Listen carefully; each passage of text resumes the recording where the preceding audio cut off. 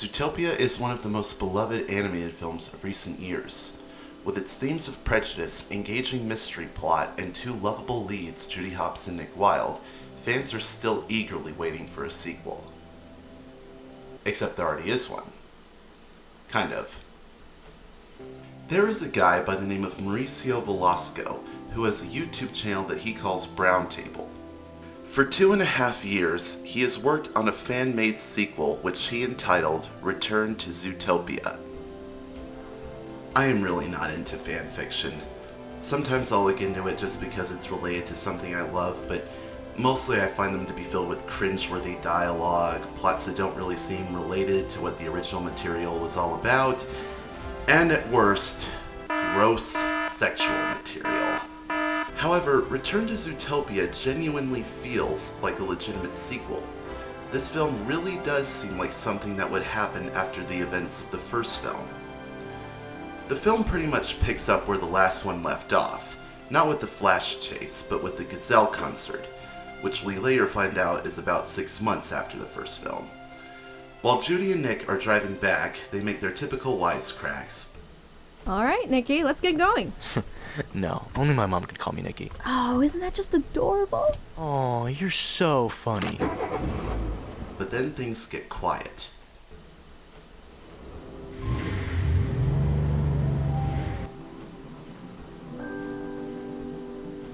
Hey, you look nice today. Like your shirt. This old thing, I've had it for a while. It suits you. I like your shirt. Now this thing is old. Well, it suits you. Well, thank you, Officer Hopps. Glad to know my shirt meets your expected standards of suiting. Just look at this scene. These two have been partners on the police force for 6 months, and they have been good friends. But now something new is emerging. It took me multiple viewings and research to find out about the racial undertones which made Zootopia a very socially relevant movie. But what I really liked about it the first time was the playful banter that Judy and Nick would share. I thought they made a wonderful team. But perhaps I was adamant about any kind of romance just because we see boy and girl characters get together all the time. But eventually I realized that Judy and Nick really turn each other's lives around, and that's a perfect reason to want to be together. Nick's life as a con artist was brought on by his torment for being a fox, who everyone thinks are just deceitful animals. Judy was put down so many times for her ambitions to be a cop, just because she was a tiny bunny. When the two of them meet, Judy tries to help Nick, but all Nick does is hustle Judy and openly monologue her about how no one cares about her dreams. But after everything that happens in Zootopia, Nick eventually realizes that Judy is a hardworking cop and stands up for her when she's about to lose her job.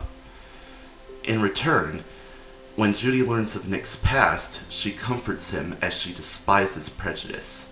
This definitely cements them as friends, but if love was going to be a thing, it would have to be developed believably. Return to Zootopia does just that. Good night, Nick. Good night, Judy. I'll see you tomorrow. Unless you want to come up for a coffee or something? Not, Officer Hopps, that won't be necessary. I'll just be, taking this car back to the station. Look at Judy and Nick here. They've been working together for half a year, and they're best friends. But deep down, they like each other now in a way that they're both shy to express. Are you like this because of the apartment, or because of her?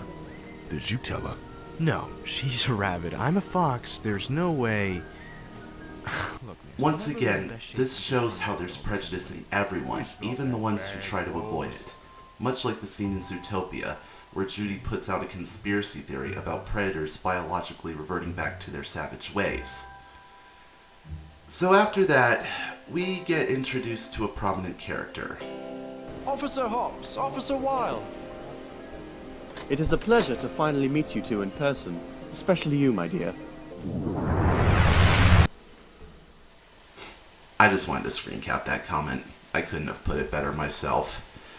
So, Miles likes Judy, and he's very upfront about it. Then we get this scene. Good morning, Nick. Hey, You've been acting weird since yesterday. When we met Miles. Oh, it's nothing, Carrots. Don't worry. I get this vibe from him, you know? I get this feeling that he might be using the homeless just to gain their vote in the election. Just look. Nick's still restraining his feelings about Judy out of respect and focusing on a different point. I just don't like seeing animals taken advantage of, Judy. I mean, when I was younger, everyone always took advantage of me. What do you mean? When I didn't have a job, no one helped me. And when I did have a job, I didn't get paid. Everyone got away with it because they could all blame me for the exact same thing, that I was a fox. Who would believe me if I said I didn't get paid? No one. Not even the good old ZPD. No one trusts a fox. I do.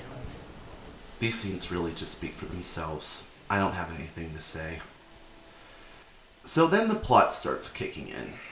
My wife is in the hospital, in a coma, and I'm telling you, you need to find out who did this. Well, we'll take the case, Mr. Shell. Don't worry, I promise we'll find out what happened to your wife. Thank you so much. Hobbs, Wild, Office. All right, you two. Thank you yet again for promising to resolve a case that has already been resolved. Officer Lopez and Myrtle already investigated, found nothing. Let's talk about this fun Velasco has with names. Hello, is this Byron Moore? Lopez, Myrtle, Mr. Bateman. It is clever of Velasco to reference the names of Zootopia's creators and cast, as well as his own friends. But if I had to nitpick just the tiniest bit, it would have been nice if he gave the names animal puns to go along with the first film. Maybe like Byron Roar, Low Pause, Fertile, Bait, Mammal. Okay, that's probably a little too silly. To have them with normal everyday names doesn't seem to fit the motifs of the first. Just a little nitpick. Anyways, as Judy and Nick investigate the assault of Mrs. Shell, they engage in more of that banter I love so much. Oh my god! What is it? X by Ed Deeren! But on a record player. Who listens to records anymore? Then they have a big fight on the train with this Arctic fox and otter.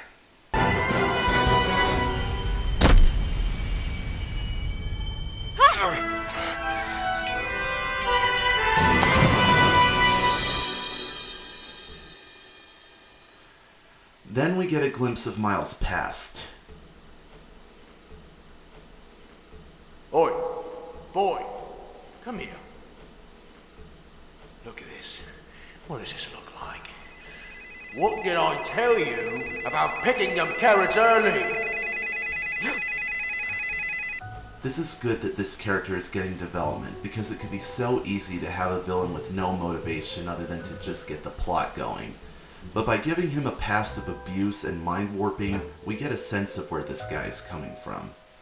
Now, remember what I said about gross sexual stuff and fan fiction? Oh, Carrots.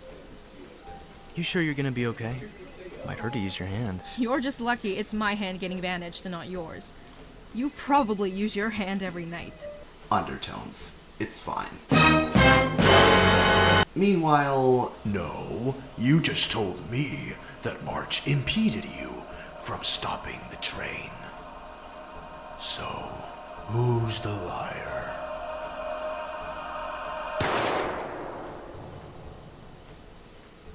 I hope without interference, you can do your job correctly, Mr. Healy. It's very hard not to appreciate the amount of effort Velasco has put into giving us so many characters in order to get the plot going. We'll see later where this Healy guy is going, but in the meantime, let's have some lovey-dovey stuff. The animals that live in the city, they all have stories, for better or worse.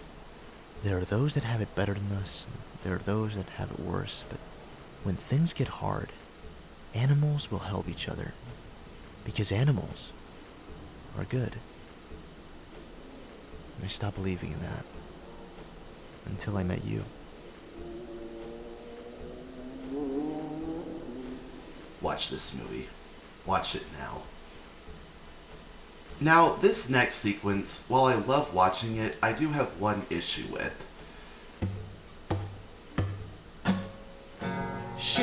Tastes like cold coffee in the morning. I'm not an Ed Sheeran fan or anything, but after looking up what the song Cold Coffee is about, if this scene is supposed to show Nick and Judy falling in love, then it might not be best to use a song about a relationship that's falling apart because the girl is so bitter, like Cold Coffee. But here's what I like best about this film and how it ties into the relevant prejudice topic Zootopia is known for. If there's one thing I can't stand, it's discrimination against the LGBTQ community. As long as two people are in love, they should be allowed to have a relationship.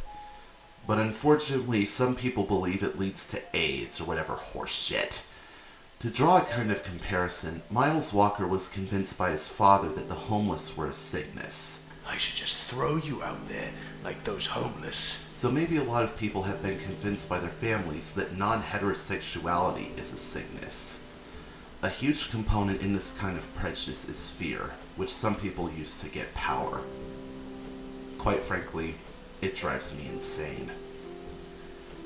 As far as part 4 of this movie goes, you really should see it for yourself. See, I didn't want to have my fate chosen for me. I decide my future. I also decide who I want to spend my future with. Actually, no, I'm not. What? I'm What is it? I'm in a relationship. Wilde. Yeah. Nick Wilde? A fox. I cannot believe what I'm hearing. It is the most emotionally powerful of them all, and ends on a very tragic note. Judy and Nick are, in my view, an absolutely beautiful couple, yet it's apparently all wrong because they're different species. These two helped each other out in their times of need, and they both realize that they need and love each other. But too many animals are just blind and discriminatory.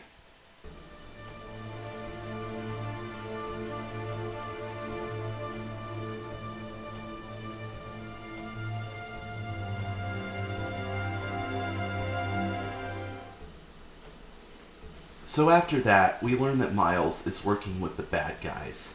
It's not made clear what's going on yet, but we get a further scene with Healy the Fox here. I told you to stop them from investigating. I did not tell you to kill them! Enough. You don't need to add him to the list of people you've killed. What about me? What do you want me to do? You? No, you're done. You're of no use to me anymore. Get out. No. My friend died because of your plan.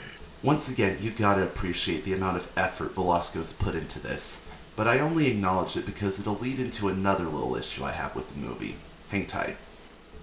So Nick eventually gets the fur of Mrs. Shell's attacker and brings it to Bogo. I saw the news. Yeah. Everyone did. I can't have something like that in this department. In this scene, Bogo is very biased towards Nick, which may negate his arc in the first film. You know, from the moment I saw you, I knew you were trouble. Just another conniving fox. And guess what? I was right. Some people believe that in the scene where Nick saves Judy from being fired, that Bogo has a look of regret on his face. However, this is just me personally, but I didn't see regret. I just saw a look of angry defeat that he couldn't argue with Nick's defense of Judy. Now, if there are two characters who have gone through a very positive change, it would be Judy's parents. As you recall, they were very fearful of Judy becoming a cop. By the end of the film, they progress by partnering with Gideon Gray, a bully of Judy's, as well as the fox himself. In this film, they're honest about how they feel on the inside. Judy, I want you to know that I know that you wake up happy every day because you're doing what you love, being a cop. But I can't deny that every morning I wake up and I feel scared. And surprisingly, now that you're here, I can't wait for you to go back. Because if there's one thing I want most in this world, is for my children to be happy. But it's come to a point now where they realize that when they get what they ask for to calm their fears, they realize the goodwill of their child is more important. You remember Karen? Oh, jeez. What about Karen, Finnick? You want me to forget about Judy, is that it? Because I honestly don't like Karen that much. Nick, biggest understatement of all time. You had a disgusting relationship with a disgusting rabbit. Where is she, Nick? Where? Because she sure doesn't seem to be coming to your rescue. You prey chaser! You're a freak of nature! You deserve to be with her, both of you freaks! You're made for each other! If you'll notice, the thumbnail shows the image of Nick opposite of Vixen in what appears to be a date. It would have been so easy to have a stupid misunderstanding in which Judy thinks Nick betrayed her. Instead, we get the sexiest thing ever caught on screen. What is there to love about you? I don't know. His wits? His charm? What about his good heart? What about the fact that he's noble enough to not give you the slap to the face that you deserve? When I look at him, I see a light that I can't see when I look at you. So I guess the real question is, what is there to love about you? Nick, you are the luckiest animal on the face of the earth. So how's life been treating you? Good? Yeah. Oh, actually, I kind of forgot. Just so you know, yesterday I went to work and Bogo is kind of fed up with our insubordination. As far as writing the romance goes, this is spot on. Judy and Nick are still reeling from their departure and are trying to play it cool, resulting in Nick finally walking away. I'm gonna go. Me too. But then... Actually, wait. I'm sorry. This is all my fault. I've been an idiot, and I wasn't there for you, and I should have gone up to Miles and just socked him in the face, and I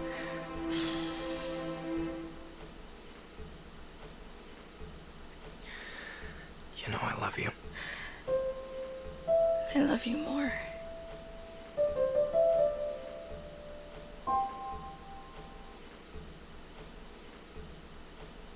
If the movie ended right there, I wouldn't care. That is the sweetest thing ever. I love Judy and Nick to pieces. Anyway. What do you think of Bogo? Bogo's an idiot. You don't think we've had this coming? I think he's a bit of a hypocrite. Well, we can be hypocrites too. I mean, he only gets on someone's side when there's something that benefits him. If not, he's always against you. Always. This, to me, is a perfect demonstration of Bogo's character. We do see him say the right thing in the first film, as well as this one, as we'll see later, but the fact is, he's an easily angered buffalo. If something doesn't go his way, he's unable to control his fury. It's only when Judy finds the missing mammals that Bogo realizes the mayor was duping him, which makes him truly appreciate hops. So while it may be understandable for someone to not like what Velasco did with Bogo, we can't dissuade from the fact that Bogo is simply an angry character. Now it's time for me to bring up what I think weakens this film. Judy and Nick's struggle to stay together despite the interspecies prejudice provides great emotional conflict, but it doesn't really tie thematically with the plot. As we eventually find out, Miles Walker, whose real name is Liam Margarine, now that's a Zootopia name, wants to kill the homeless because his father convinced them they were all lazy and worthless. While homelessness is a devastating problem and more opportunities should be given for them, it doesn't really tie in with the interspecies thing. In my personal view, I think it would have been better if Miles was targeting an interspecies relationship support program where we met all different kinds of couples, maybe even the gay antelopes from the first one. If homelessness could be incorporated, there are also some young individuals who were thrown out of their parents' home for not being straight, so that could be a good component. We do get a tense scene where Miles shoots Nick and delivers an epic speech about his views. My father was right to hurt me. He showed me the truth. And to get somewhere in life, I have to work hard and push myself to what I want to be. As well as some surreal imagery of his abuse. Wait, Judy, I have to kill Judy. Miles.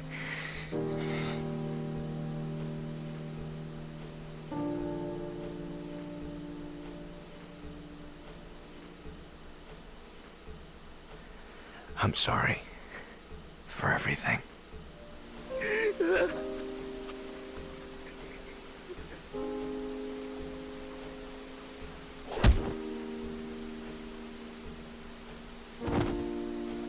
Nick! Hey, Judy. That was intense, wasn't it? Very. You Try not to move. look really cute today. Well, guess who's allowed to say the C word now?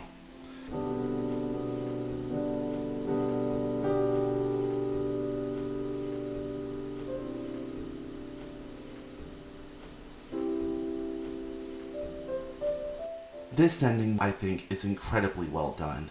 Once again, Bogo tries to make up for his mistakes and give Judy and Nick their jobs back.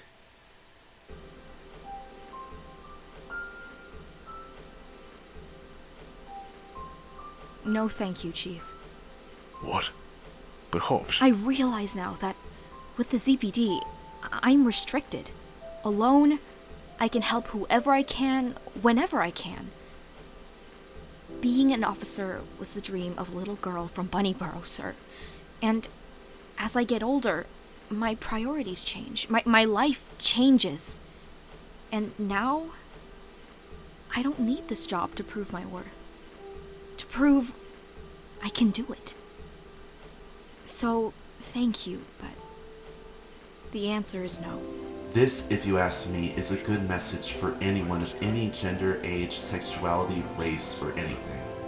Independence gives one a wonderful sense of freedom where they can reach their goals. Just because something is different doesn't mean it shouldn't be allowed to be.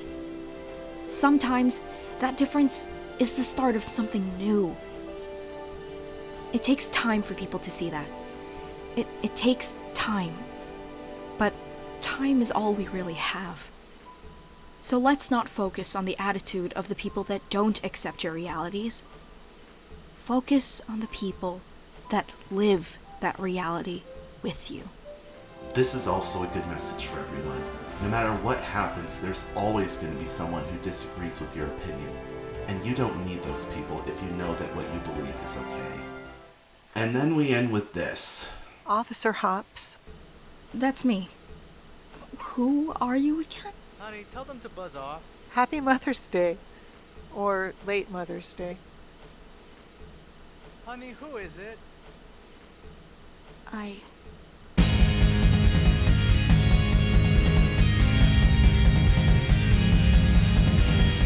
Once again, Return to Zootopia isn't perfect. I just don't think the emotional conflict ties entirely fluently with the plot. But I can't turn down Mauricio Velasco for putting so much time and effort into this thing. I really think Return to Zootopia is a great piece of work. I just think there's always room for criticism and improvement. So, to Mauricio Velasco and everyone involved in this project, hats off to you. You prove that with the right mindset and enough drive and passion, you can create an absolute masterpiece.